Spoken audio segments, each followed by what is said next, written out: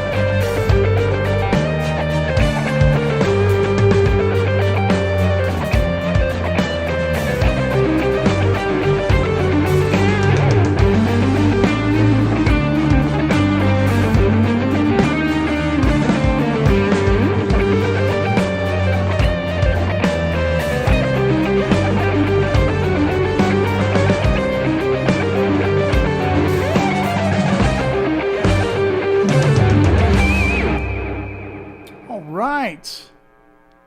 There we go. Play a tune. Why not? Okay.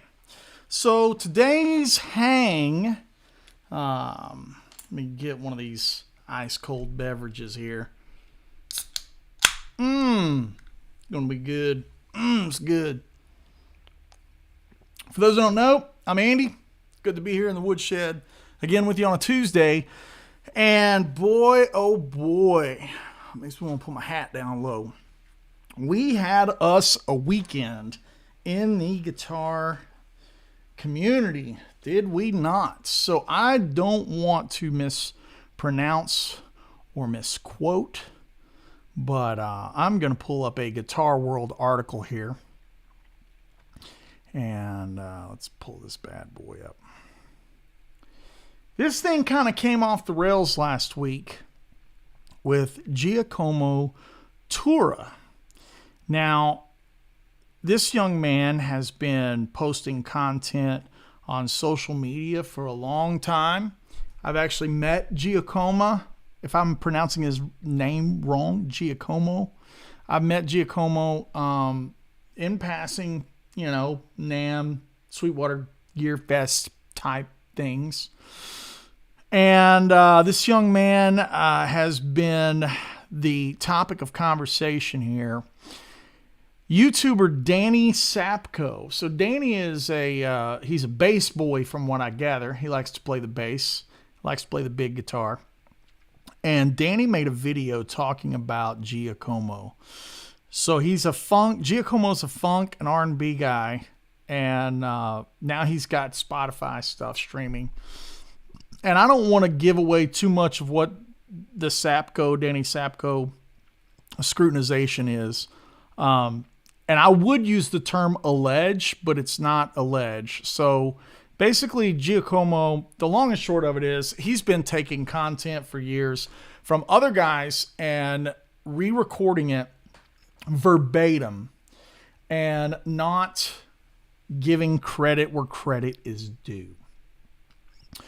On top of that, I think for me personally, the biggest rub is that he's been selling transcriptions of these solos and songs, whatever, as if they were his own intellectual property. Now, I want to give you can watch this video and form your own opinion. But Levi Clay commented, and I'm gonna direct quote. It says, "It's a shame he hasn't apologized for stealing arrangements by several artists, literally solos and everything, and then passing them off as his own work and even selling the transcriptions of them on his site." So it just turns out, this is Sapko saying, it turns out from the very start of his social media rise, Giacomo's been using other people's compositions, not properly crediting the artist, passing them off as his own, selling tabs and isolated tracks on his websites, Patreons, yada yadas. Okay, so this got really interesting to me and fascinating to me for several reasons, and I wanted to bring it up and make it the topic of today's conversation. Because look, we all thieve and steal from our heroes. We thieve and steal from each other. This is a whole thing. If you heard my song that I just played, you'd be like, "Yeah, that sounds like Danny Elfman." I would be like, "Yeah." Now, is it a Danny Elfman song? No. Okay. That's what I would consider inspired by. Like if you heard something in the song that I just played and it sounded like a gypsy jazz thing, you'd be like, "Yeah, it sounds like a gypsy jazz lick." I'd be like, "Yeah, it's a gypsy jazz lick." It's within the vernacular, within the language. You can't copy a G-run talking about bluegrass music. Like if I was playing, I don't know.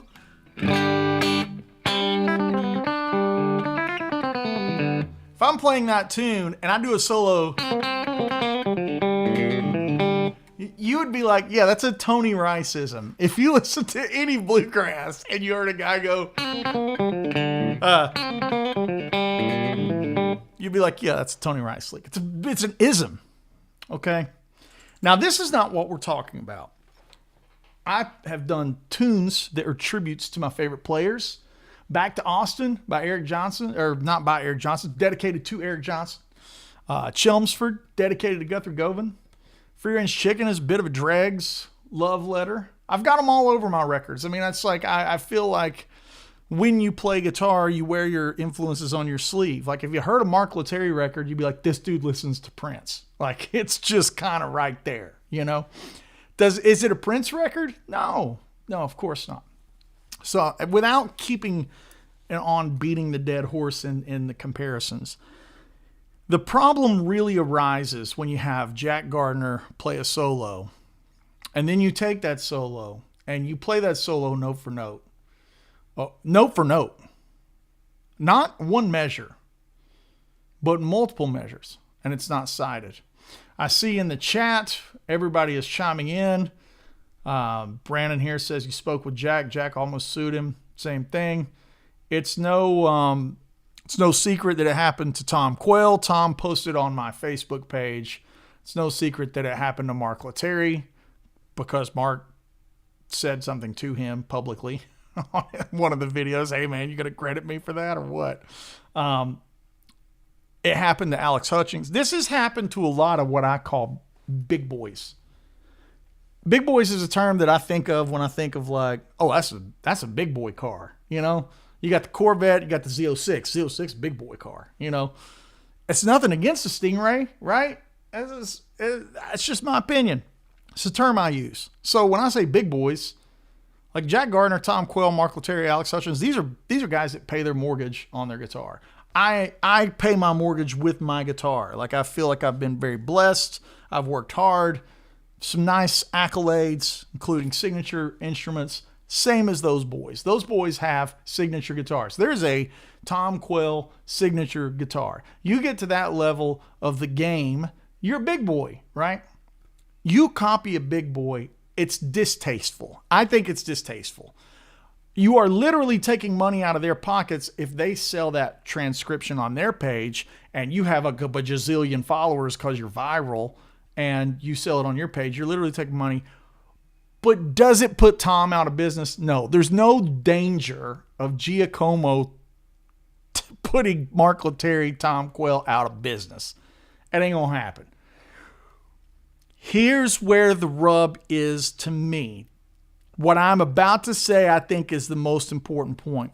There's plenty of dudes that don't have these big boy careers. Now, when I say big boy, I don't mean playing level, skill level. Like these guys that have small followings, they're still monsters. They're still big boy players.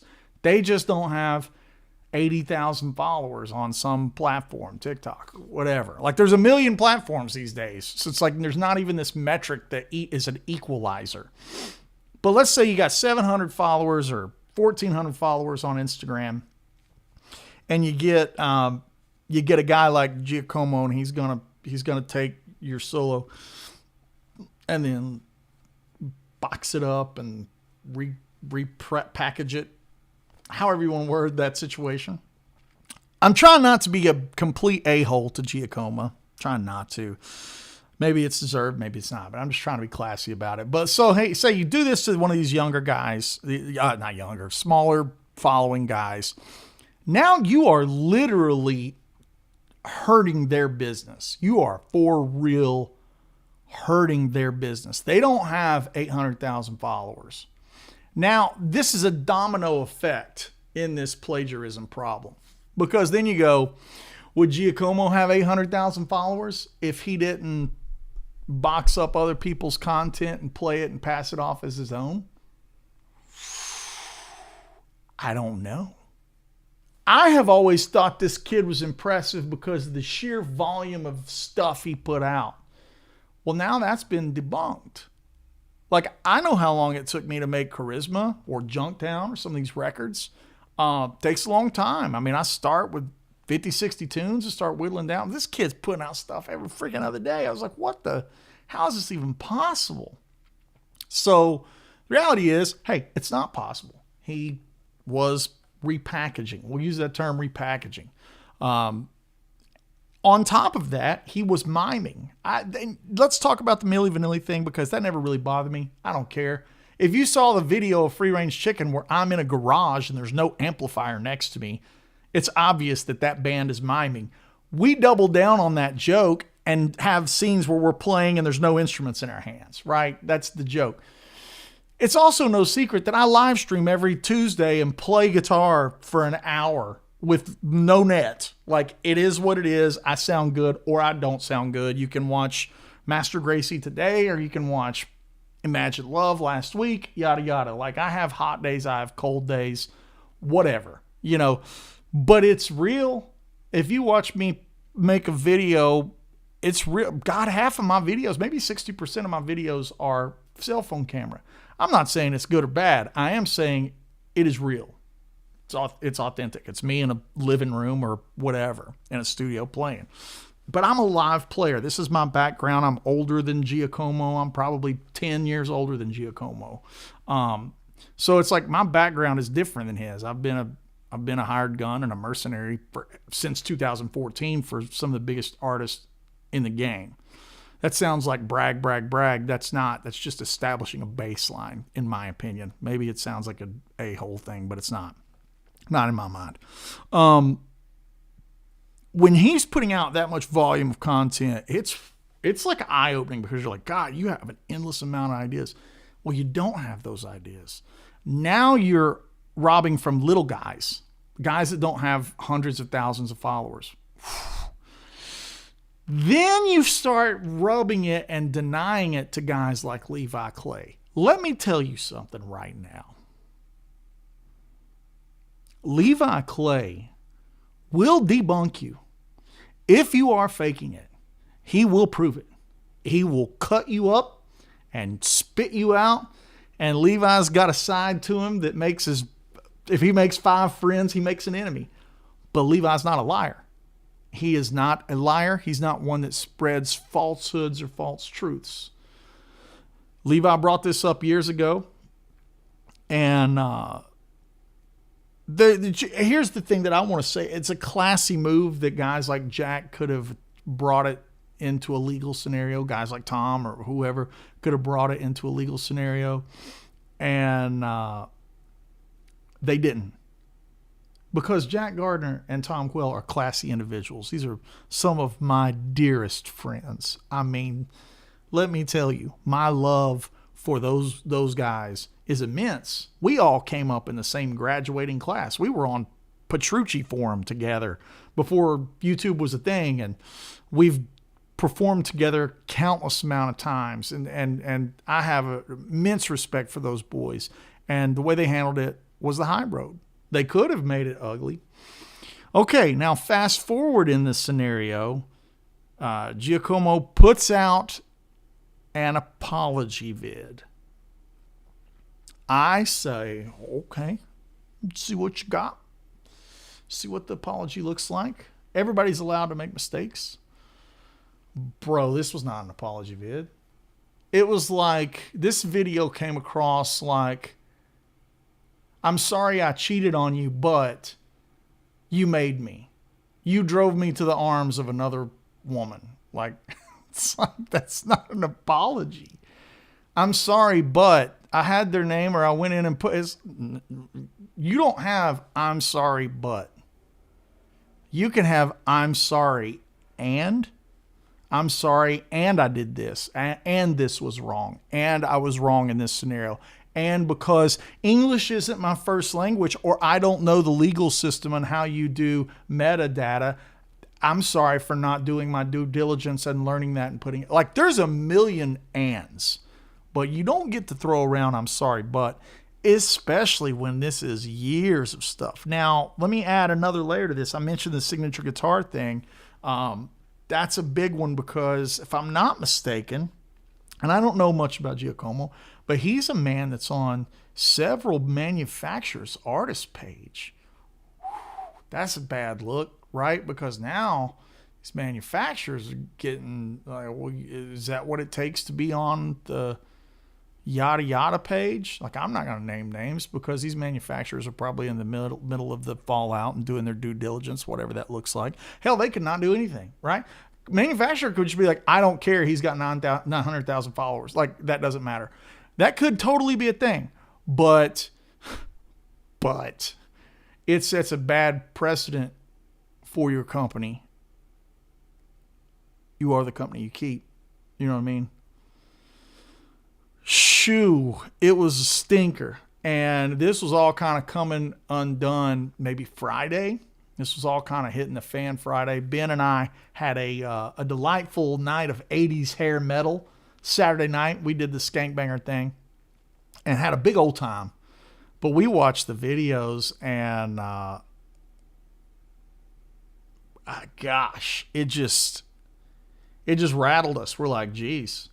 Now, let me give you my perspective on Giacomo as a player. I've heard him. I've stood 4 feet from him at a NAMM or whatever.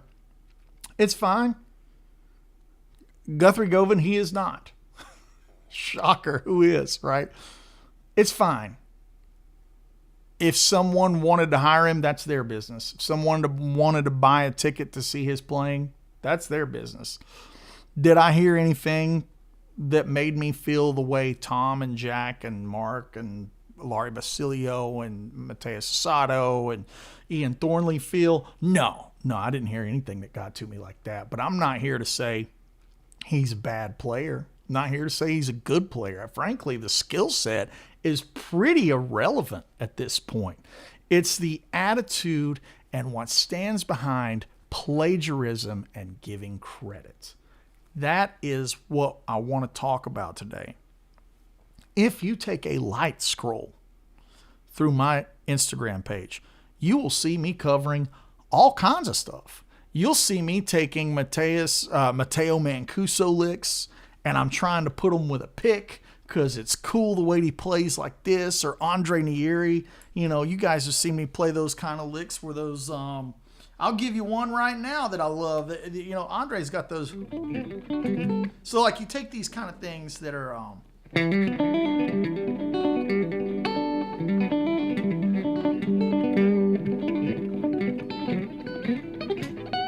put a little more juice on it. These kind of licks, man, they're kind of fun. And I'm trying to figure out, because he does them like this, right? Like, I can't do it with my fingers like that. But it's neat the way to kind of get something going.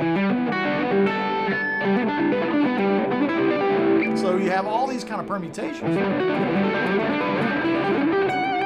One more time. One more time. You can have all these really fun licks that you straight up just lift from somebody else.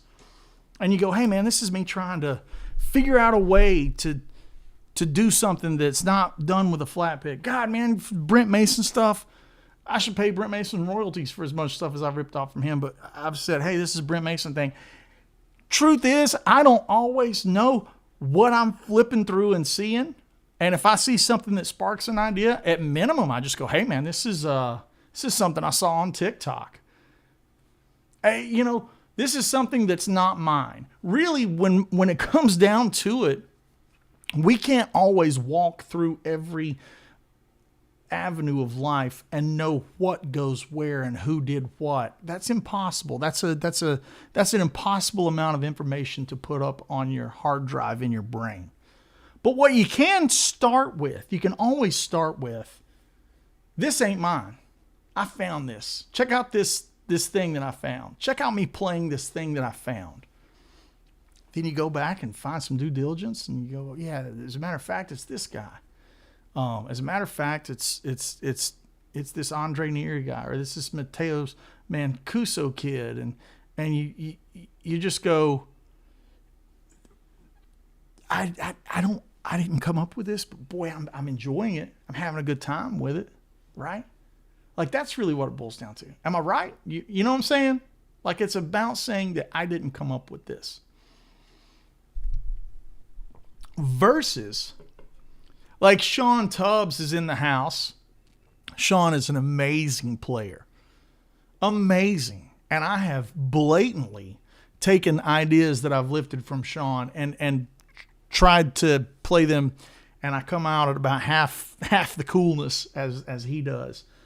But it's like you go, hey man, here's this Sean Tubbs thing I found. Hey, I'm working on this Sean Tubbs lick. It's at minimal just telling the world that it's not yours, or when you say it's inspired by. Like if you hear my tune Junktown, right? Let me just give you that riff, you know.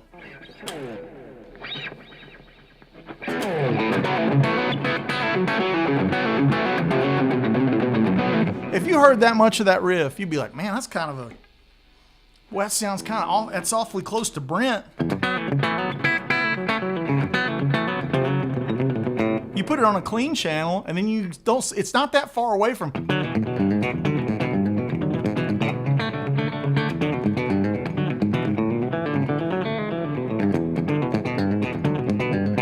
It's not that far away.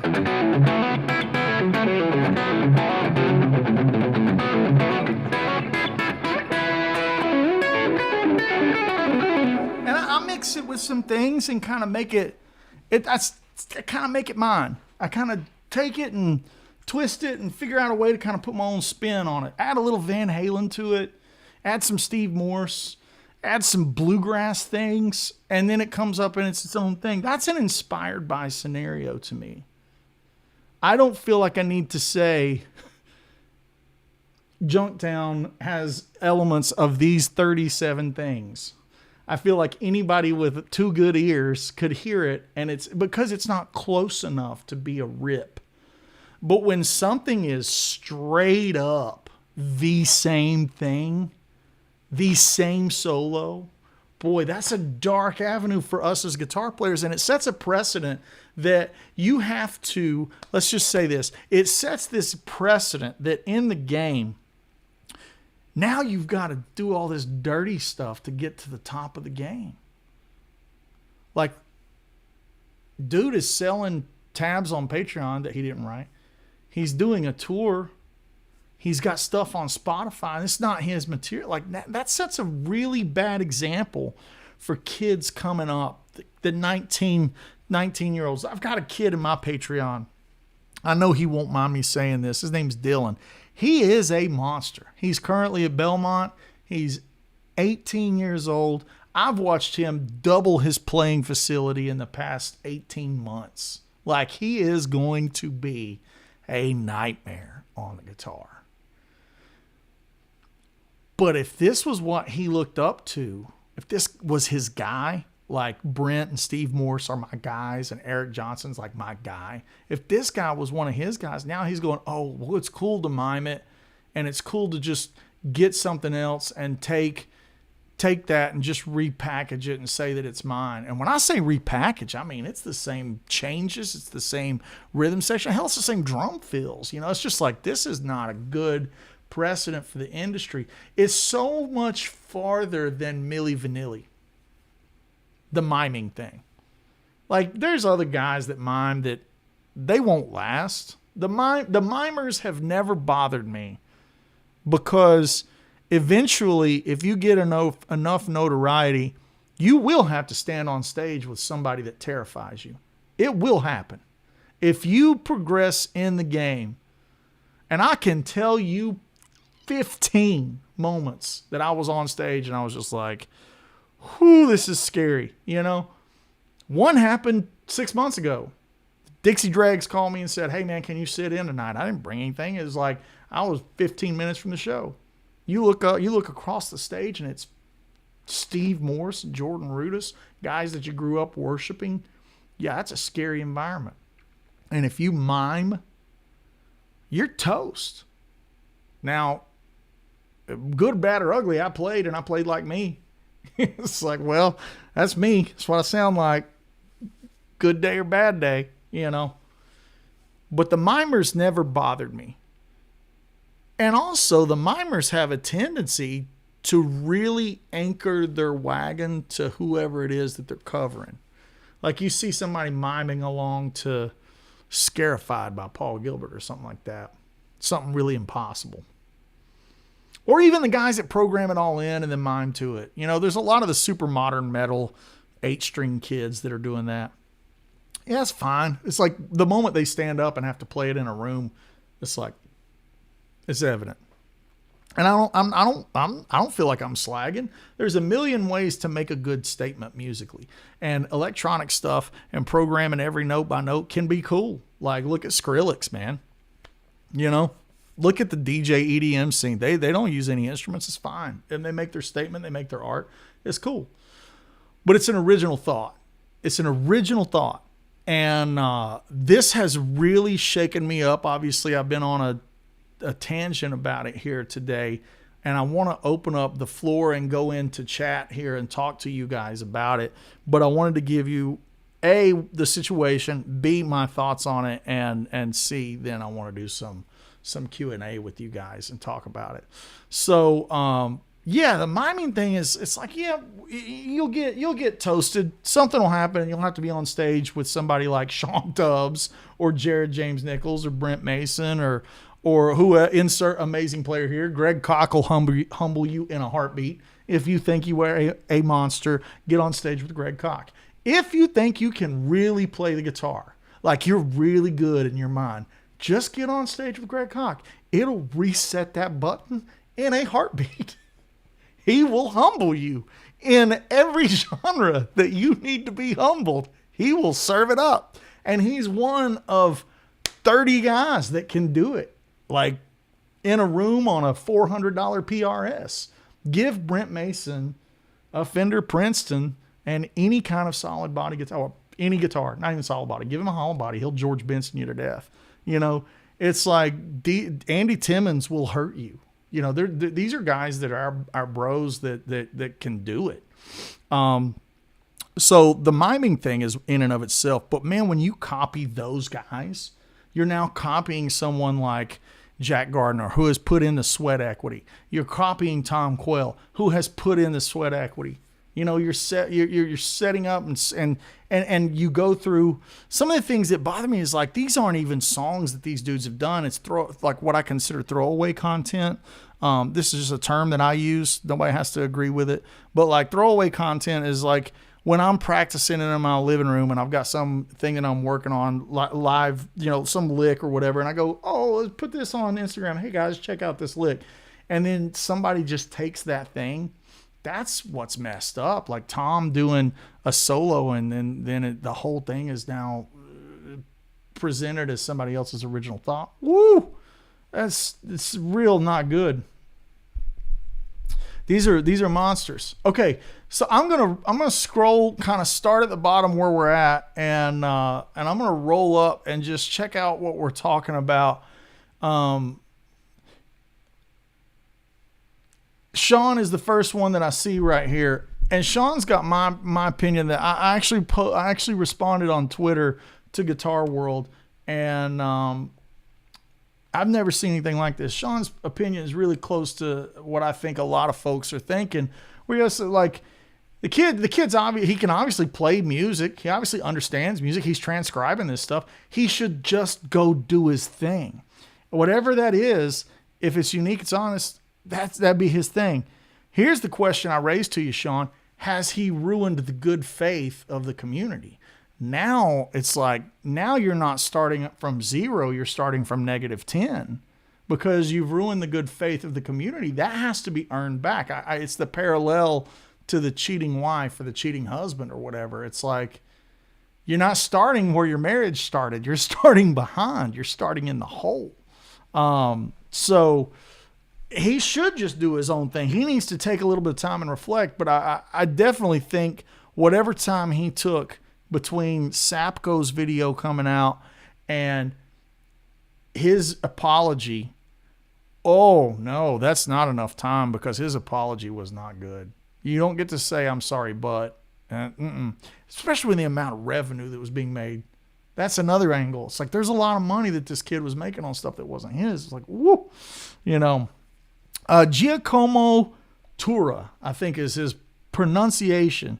Let me just double check that. Like I said, I met him in passing. Nice enough kid, like whatever. I don't have any ties to it one way or the other. Giacomo Tura. And the article says accused of stealing. At this point, there's no longer an accusation. It's undeniable, irrefutable proof. And if you can't see that, you need to have your ears and eyeballs checked. And this is all comes from, and I want to give credit where it's due for this conversation. The article I'm reading from is Guitar World magazine, shocker. And then the credit goes to Danny Sapko for making the video and bringing to light things that have been said behind the curtain with guys like Tom Quill, Levi Clay, and, you know, Giacomo. Sorry. It's probably pronounced Giacomo. Dustin's probably right there. So let's just chime in. Dustin said, I don't think I'm that deep in the guitar community. I never heard of him. It's an interesting thing because Giacomo has hundreds of thousands of followers. Let's just check his Instagram. I think this kid has, Giacomo? There he is. 741,000 followers. Let me say that again for the kids in the back. This dude has 741,000 followers. That is almost 1 million people that have believed everything coming from him to be his authentic musical statement. That is not a good thing. That is not a good numeric. Again, I'm not judging. Everybody makes mistakes. I'm sure if somebody dug deep enough through my Instagram, you would find something where I didn't say who it was. I'm sure of it because people make mistakes. But what you won't find is 740,000 people. I got what, 70,000 followers? It's like, nah, man.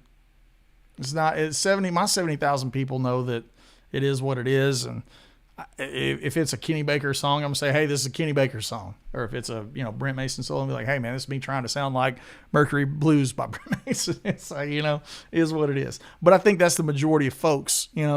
Majority of folks will be like, man, I'm looking for that tone like November Rain / I know Sean, man. Sean's always like, hey man, it's kind of a Landau thing.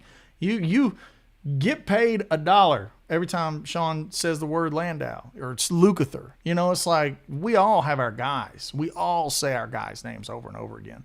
But you got to give that credit, man. You got to give that credit. So Franklin Husson says, are you coming to the Dallas Guitar Show, Andy? I am not. I wish I was. I hope to come back. Maybe they'll call me next year. I don't know, but they didn't call me this year. Chuck says Giacomo or whatever his name is, he's got 247,000 on YouTube. These are some monstrous figures. And people are subscribing under the pretense that this is all original stuff. It's like, ooh, yikes. Okay, I'm going to scroll on up and I'm going to get some questions. Start firing off that Q&A. Let's get into that aspect here of the show. We got about 20, 30 minutes. I'm going to scroll it on up. Let's just hit it around here. Stop. Man the Helm is saying he's currently learning Master Gracie's manner. Any tips on the tag at the end of the chorus, that 9 to 6 run? Let me address that real quick since that is being. So what I consider the chorus is. This is how I play it.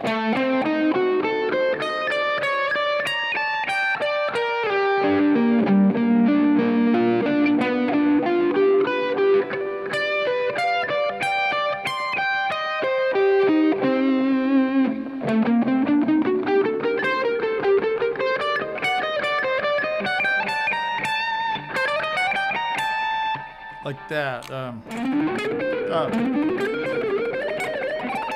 I actually do it like this. Like that, right? So one time.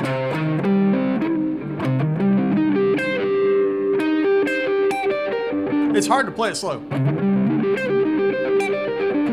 You see, I have to feel that downbeat for it to make sense for me. It's got that.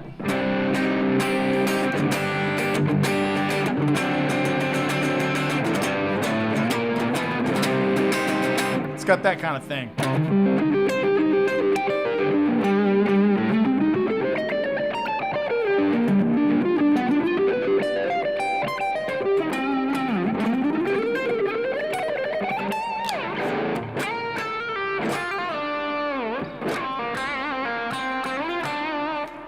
That's how I hear it, or that's how I play it. Kind of gypsy inspired in some of those moments, but yeah.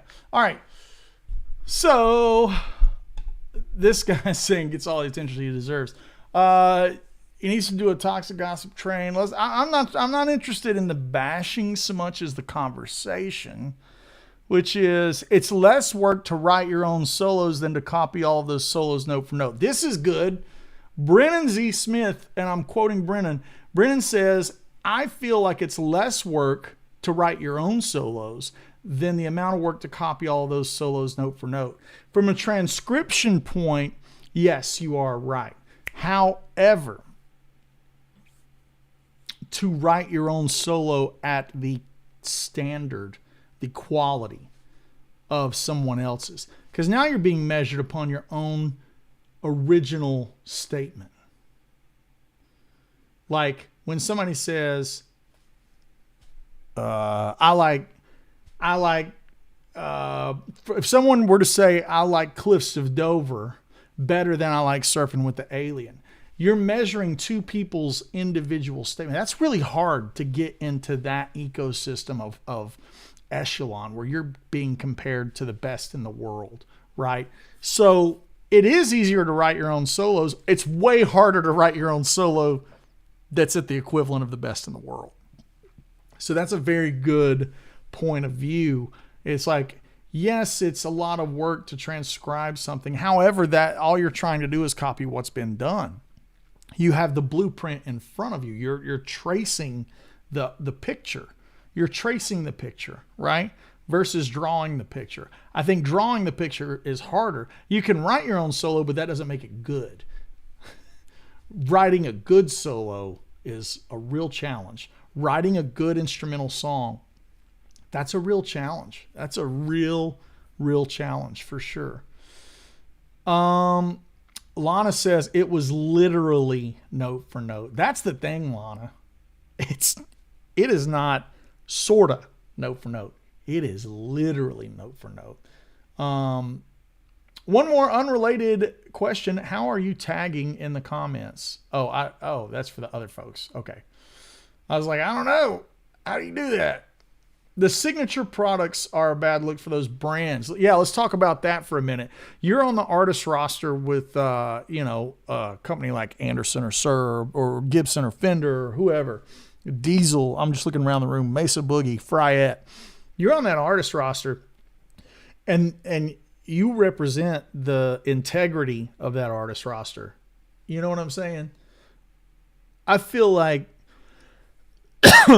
in some ways, when the artists within an artist roster, there's a fraternal order of the artist in an artist roster.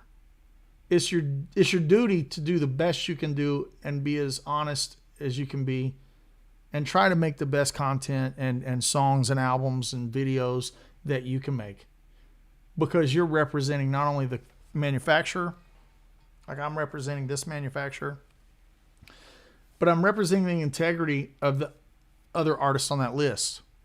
Because if I faked it and I did some things that were kind of dirty, dirtbag kind of things, that reflects. That's association. So I think that's a major point for the of perspective from a business side of this whole scenario. Because then it's like, well, you're representing the team. You're representing the other guys that wear the jersey. In a lot of ways. So yeah. Okay. Brennan is okay. The apology thing. Lana is back and she says, "I wonder if there is a possibility of a lawsuit in this kind of situation. Would it be taken seriously?" I'll tell you this, Lana. If there was a forensic accountant and the numerics of the money made on his content, it gets real serious real quick. You get that number into the six figures. I bet anything this kid's got 6 figures, maybe 7 figures worth of revenue after what, 5, 8, 10 years of this. And he's been selling Patreon and tabs to 800,000 people. Yeah, I bet it could get real legal real quick if it wanted to be pressed. I'm no lawyer, but that's a very adult amount of money.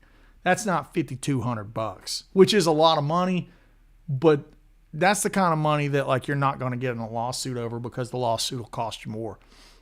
But if it's $520,000, if it's $52,000, yeah, man, It could really go there. It really could. I don't know the answer. If anybody wants to press the brand in that far, I'm thankful that I got no dog in it. As far as I know, he never took my stuff. Maybe he doesn't like me. He doesn't like my playing. He's like, I'm not gonna do any of that guy's stuff. Screw him. Bill Givens says, I once shared a clip on Instagram of a really cool chord progression that I wrote for a song that I've been working on. A pretty popular vocalist songwriter said he had written something similar. Bill, that's common. Like, I've written chord progressions that exist before. Blues players like Red House and Texas Flood they're kind of the same song, but they're not the same song, right? There's a million 1, 6, 4, 5 songs, and they're being written every day. 1, 6 minor, 4, 5, 1, 4, 6 minor, 5, 6 minor, 4, 5, 1. There's a million of these things every day. So it's not that. I don't really think of it like it being an accident. It's a thing where you've got a ton of content and it's all that. A ton of content and it's all that thing. Man, yikes. It's the wall of it.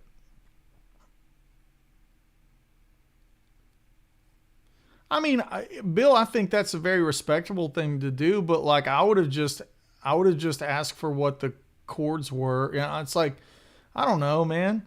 Like I've written tunes that I'm sure that there's chord progressions overlap somewhere. I mean, somebody pointed out to me that the beginning of Reach sounds a lot like some Megadeth song. I don't mean that ugly. Megadeth is great and they're huge, but I can't tell you 4 songs. I never grew up with Megadeth. That's not my thing. Ben Eller knows all of it. That's his favorite stuff. Like Marty Friedman is like his dude. Like I can't tell you. So if the front of Reach sounds like a Megadeth song, I just got to take somebody's word for it. And if you looked at my catalog from the surface value, somebody may say, "Oh, Andy, that's BS. Everybody knows it." Okay, cool. Go back and look at my catalog. I didn't start playing electric guitar till I was 18. Pretty fair assessment that I could not know a Megadeth song. Now, if somebody said, you don't know, you wrote this song and it sounds like a Bill Monroe tune, I'd be like, ooh, it's probably Jerusalem Ridge because I grew up with Bill Monroe. I can tell you 40 Bill Monroe songs right off the top of my head because that's the stuff that I grew up with. Joe Ramirez is in the house, my boy Joe, and he says he's the Carlos Mencia of guitar. Yikes. I'm not laughing. I'm laughing. Sorry. So Kevin says it's not bragging if you can back it up. You're truly big. Oh, thanks. Thanks, Kevin. I appreciate that, man. It's like, man, I have to pay my mortgage with my guitar. You know, it's like, that's the way it is. And, I think we all do, right? It's like, there's a difference. This is from JS Hone. He says there's a difference between plagiarism and borrowing from someone. Dan says it looks like your hand went into fast forward. It's funny. My father would make outlandish claims like he invented the question mark. And it was pretty standard, really. In the summer, we wore meat helmets. Yeah. That's a Dr. Evil quote that JTB is throwing us. He would make outlandish claims like he invented the question mark. In your first album, I could hear influences of, but now it's the Andy style. Yeah, I think that's fair. Album. On my first album, it is very segregated where there's like fusion tunes that sound like I was listening to Erotic Cakes every day because I was. There's Shredneck is clearly ode to Chicken Pickin' Telly Guys. You know, it was very much the Brent, Jimmy Olander, John Jorgensen, Brad Paisley love letter, right? It totally was that thing. But I've blended that and I've merged it now to be kind of just the thing that sounds like me, you know. I feel more comfortable in my skin these days because I feel like I've made a couple of statements that I feel like are mine. Like I feel like Junktown and Charisma. It feels comfortable. This is album number 4 or 5. It's like I feel comfortable in my skin, you know. Dan says it's bad vibes all the way around. Yeah, man, for sure. So JS, this is a good one. This is a good one. JS Homefeed says, I purposefully do not learn solo lines from songs we play. I paraphrase what they play. That's fun. And that's a fun way to do it. Like hit the high points and then improvise around it. That's a lot of what I do in Skankbanger. I like hit the main things and then improvise around it. However, there's times where it's super fun to kind of chase the dragon. And it be a situation like the Pound Cake video. By the way, we're giving away a Sir reactive load. I was going to hold it up. If you use Andy Wood, if you go to andywoodmusic.com/poundcake, sign up and win a Sir reactive load IR. The Pound Cake video that I recently made was like how to get the wet, dry, wet sound from that era for less than $1,200. And it's really fun to chase it and try to get as close as you can get it.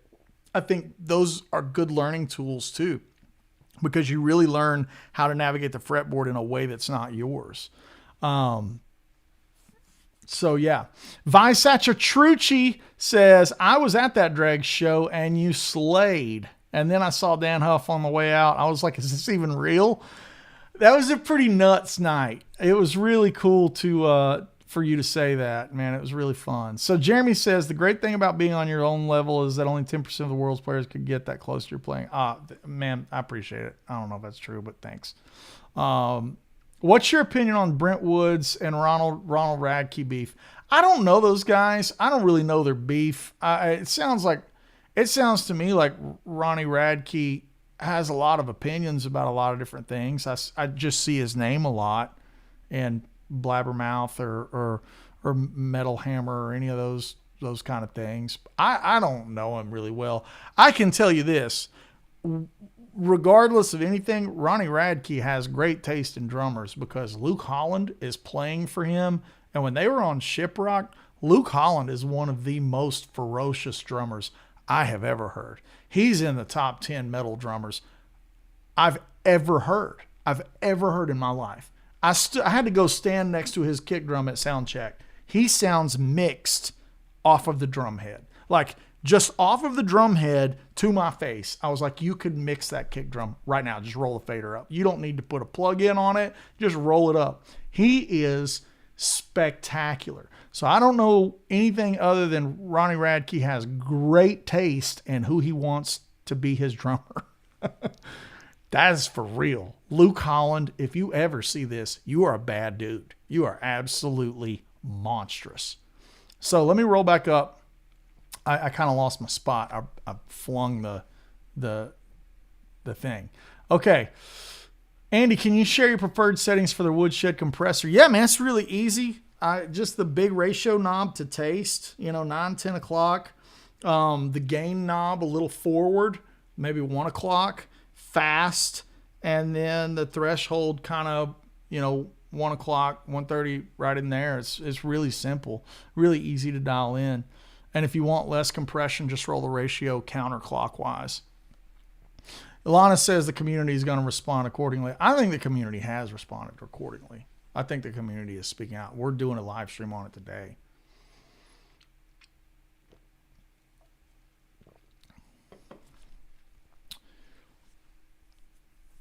Okay, I'm checking. I'm rolling forward. What's original anymore anyways? Ed Sheeran and Bruno Mars maybe ruined everything. I don't believe that to be the case at all. Unorthodox Jukebox has moments where it sounds like the Police, but they're not Police songs. I think Ed Sheeran is a fantastic songwriter, that's a fantastic musician that can do a lot of things. I don't know if I can agree with that. What's original anymore anyways? I don't know. I don't know the answer to that. Like, I'd like to say that when a guy like Andy Timmons puts out a record, it's pretty original. When a guy like Chris Stapleton puts out a record, it's pretty original. It's got hints and flavors of other things, but it sounds like Chris Stapleton. Billy Strings sounds like Billy Strings, even though there's moments of Doc Watson. There's moments of Tony Rice. I think there's a difference between influences and what something is. Like Joe Bonamassa doesn't sound like Eric Johnson, even though you can hear the Eric Johnson. Like if somebody's like, it's stupid to me to read the comments where like, he sounds just like Eric Johnson. He just sounds like Eric Johnson. Just ripping off Eric Johnson.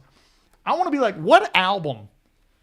What album? Like just because he learned some EJ licks and can rip them, his musical statement does not sound like Eric Johnson's musical statement. There is nothing about his what is it, Slow Gin or the train song. He's got that mountain climbing. You know, there's nothing about those tunes that sound like Pavilion or Venus Isle. So it's like licks and soloing and moments of things or little moves. Like I said, the G run or like the, you know, if you hear a blues player even give you the,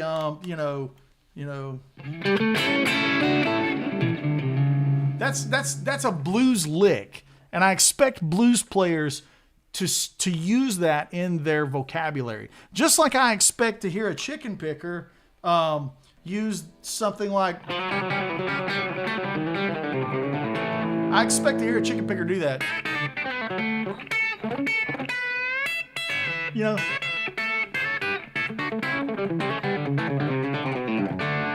I expect certain things to be within a genre or a style, but that doesn't make it sound like it. So an original statement, what is original even more? What is original anymore? That's a great point. I think original is just a statement that is not directly copied. It's not a direct one-to-one copy of something else. That's what I would say. Okay. Bought the Synergy Sin 1. Did I make a mistake? Will I now get addicted to buying modules? I think the Synergy stuff is awesome. It's right out of frame over here. I love it. They're actually sending me one of those small units to review and check out and live stream with. So we'll all get to hear that soon enough. Knees Hurts in the house. Good to see you, Knees Hurt, as always. He says, if I had $1 for every time I came up with a killer lick or riff, and then a month later I realized it's an actual song, I'd be rich. I mean, it happens all the time, right? It happens all the time. Let's just keep rolling. I'm just checking here in the chat. Don't get lost in your stuff.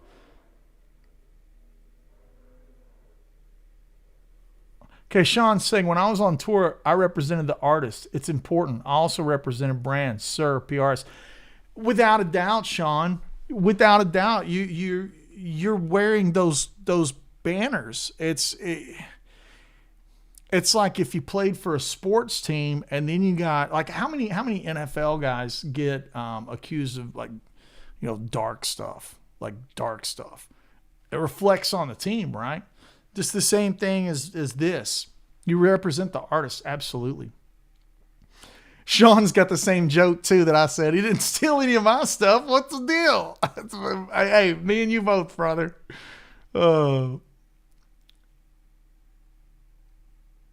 Let's just check out a couple here. I just scrolled down to kind of get to the end of the chat here so I could see what was going on.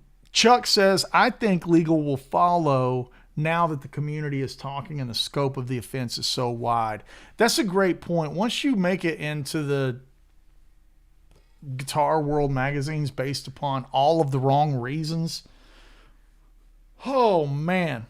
This kid, as far as I know, hasn't been featured in Guitar World. He's not been a guest editor or one of these big prestigious chairs that they have to offer. This is the first thing that I know of that's a big full-page article on this kid. This is not how you want to show up in Guitar World magazine. It just, like I said, it just sets you back, you know, so far. There's a line between influence and theft. Yeah. So the Candyman is in the house. Hey, Andy. I'm still working on the Storms and Sparrows solo section. Any trick with that fast lick that basically ends the solo? Can't quite get that one to speed. Actually, man, I don't know that lick note for note because I just improvised it. Let's take a look at that section. And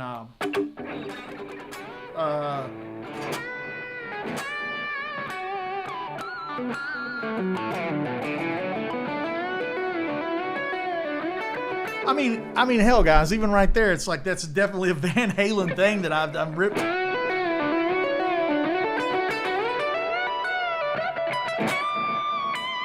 It's totally like Van Halen meets Steve Lukather. So on this next lick, basically I got to end on this kind of sound right here. So I'm looking at how I can build up to that.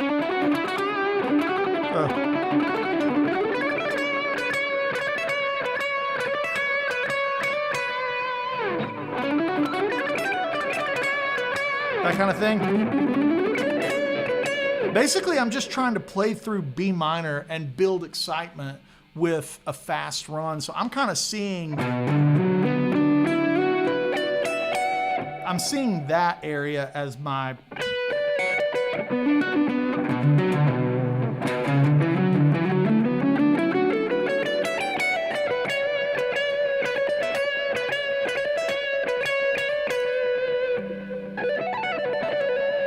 I mean, I have little things that I play around when it's time to go fast. Really, in the studio, the solos that you hear on my record, they're like, here's the melodies of the solo, and then when there's some kind of hot lick, my brain just says, play something flashy, play something hot right here. And I can tell you what makes up the lick. But I can tell you this, Levi did the transcriptions, and the transcriptions note for note are on my website. So go to andywoodmusic.com, and for like $4 or $5 or whatever it is, you can buy the guitar profile and the PDF. And it gives you exactly what it is, note for note. I'm paraphrasing right now because to me it's just the fast lick. Do the fast lick here. Like something that's really orchestrated in that song would be the stuff that's in front of that, right? Let's pull up the tune real quick. The tune makes more sense when it's in context here. Let's pull up this. Yeah. Let's take it from the Brit right here. Let's take it from this, right?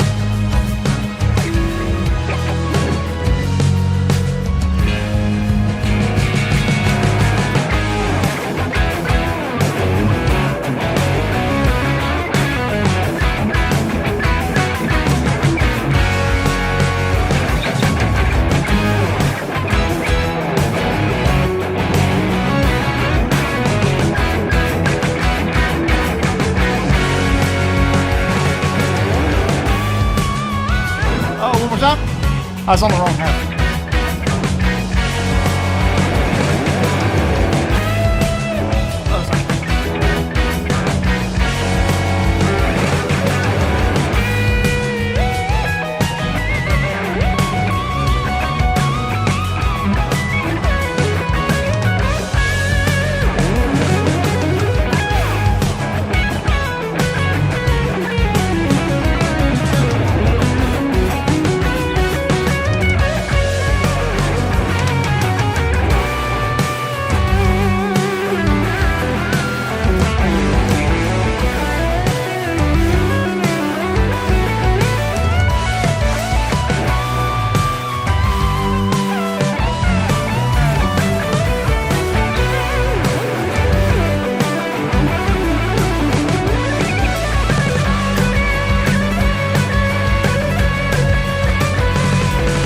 So you see what I mean? Like there's a lot of it that's like written.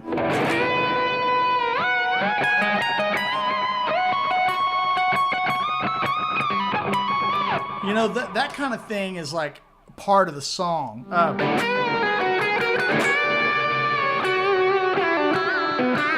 Those are all like identifiable pieces that are composed. But when it gets to like play something hot, it's just like, yeah, just go for it.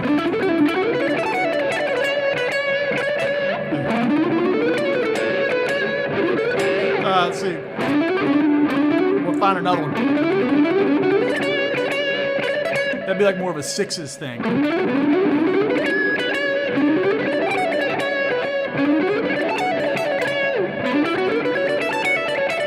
That's like a wider one.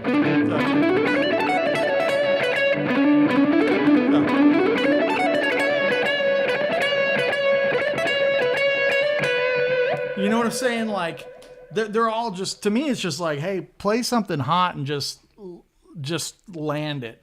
It doesn't even have to be that fast, right? You gotta.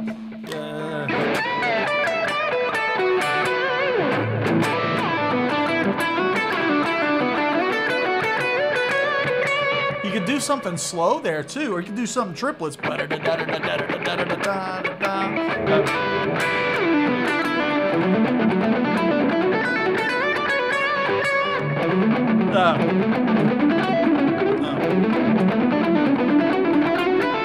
Maybe something like that.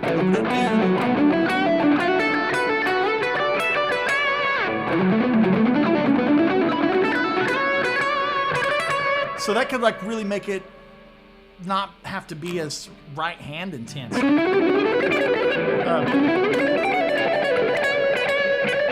It's the 16th notes, right?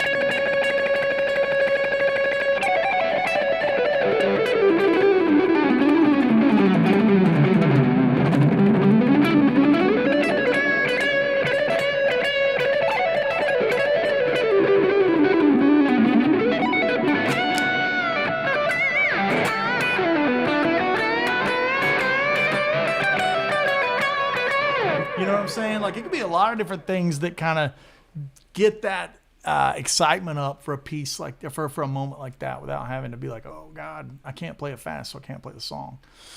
Yeah. I thought that was the NBA theme song by John Tesh. I mean, hell, everything's something out of it. I could do nothing else for the rest of my life in practice. Won't be able to play any of this. That's not true, Basil. Yeah, it's not true. You totally could.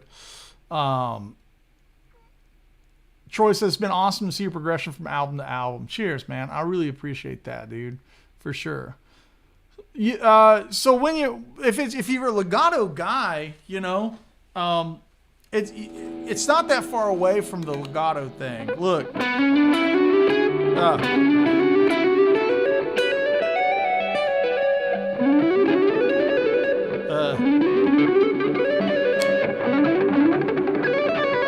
Yeah, that'd be all legato. So you're just putting the right hand to that.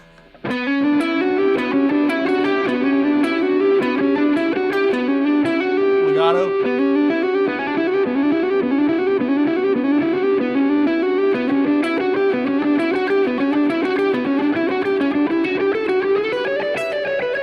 It's about being relaxed in the right hand.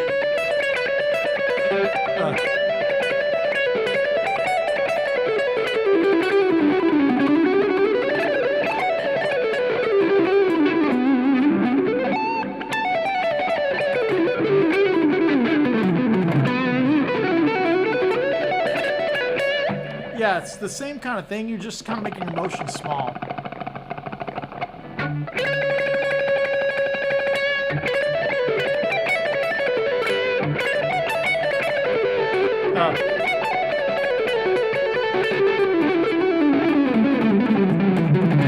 One more time.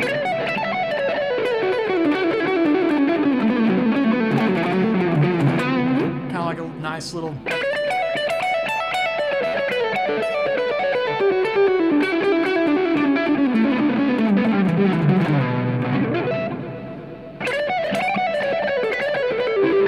And you got to remember, I'm not using that much drive.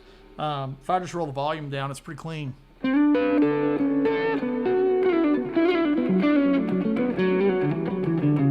All of the aggression's coming from a right hand.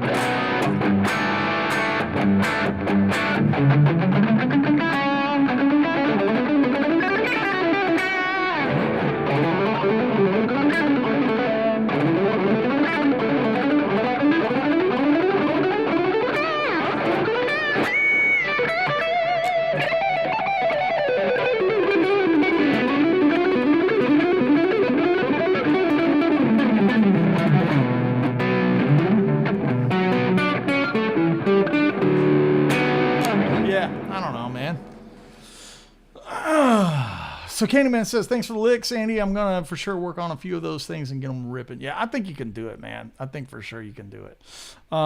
Terrence says, the moment I heard Shoot the Sun Down, I grabbed my guitar and started figuring it out as well. So those are the things that I think when somebody said, what's original? I don't know. Like, is this harmony original?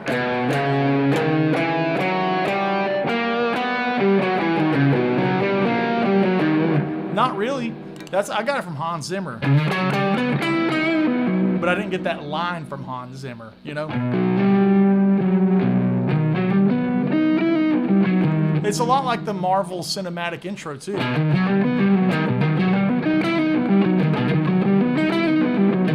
You know, the when it's got the letters spinning around.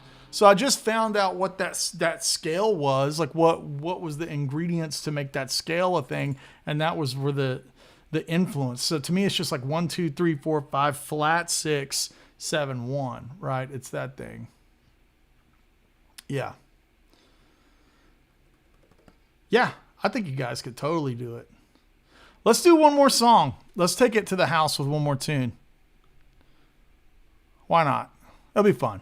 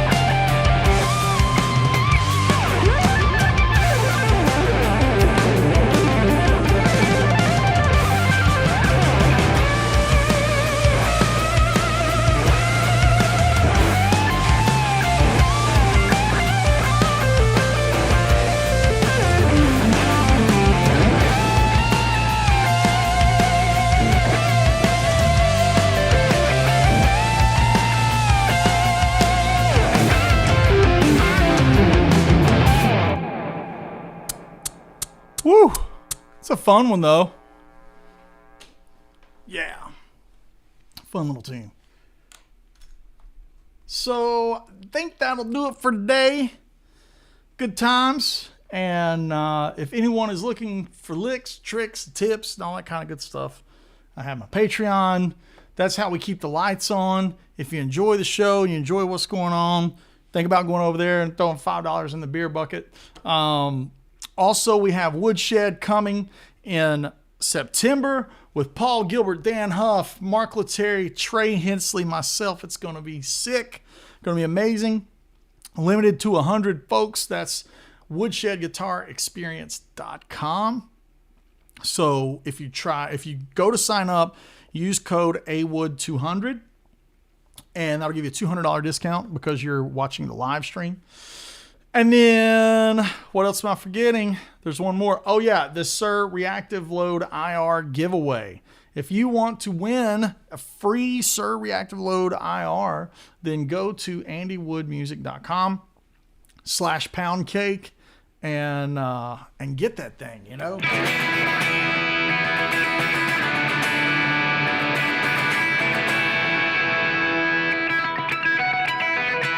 Right? Get you some of that pound cake tone with the Sir Reactive Load IR. If you have an amp and the Reactive Load IR and a Boss SDE 3000, you can recreate that wet, dry, wet thing. It's really amazing. Dustin Chang says, is there by chance a sample itinerary for Woodshed? There might be the last year's itinerary up on the site, but basically you arrive on Thursday. We all have a meet and greet cocktail hour. Then I host a bluegrass concert with some of my dearest friends. Last year we had Jake Workman. This year we'll have Trey Hensley, Daniel Kimbrough from Jerry Douglas Band. And then on Friday we have lessons and seminars and master classes all day long. And then at night, there'll be a concert on Friday night of just all of us calling covers and playing jam tunes. And then after that, all of the campers and artists jam together. And then on Saturday, classes, seminars, all that kind of good stuff on Saturday. And then at night, everybody plays 3 of their like signature tunes, right? Like that's where Steve Morse plays Cruise Missile and Eric Johnson plays Manhattan and things like that. So that's the loose itinerary. And then you check out on Sunday. We are over halfway sold out. If you are interested in coming to Woodshed, make sure to get signed up immediately for Woodshed Guitar Experience because we are running out of slots this year. Paul Gilbert, Dan Huff, Trey Hensley, Mark Lettieri, myself, and some other special guests will be showing up. Somebody says something about the broken link. That's not a broken link in the Facebook post. Facebook was adding garbage when you did the click through. It should be fixed now, but that was a Facebook error because the link was normal. It should be fixed though. Yeah. With that said, kids, be blessed. Have a great week. I appreciate you for hanging out with me, and I'll be uploading a quick lick, tasty lick here to Patreon with some Flat 5 stuff. Thanks to all. Be blessed. If you play somebody else's music, just tell the world that you played somebody else's music. That's my closing statement. Give credit. Give credit. If you didn't write it, don't act like you wrote it, you know? Common sense stuff, guys. Be good to each other. Be blessed.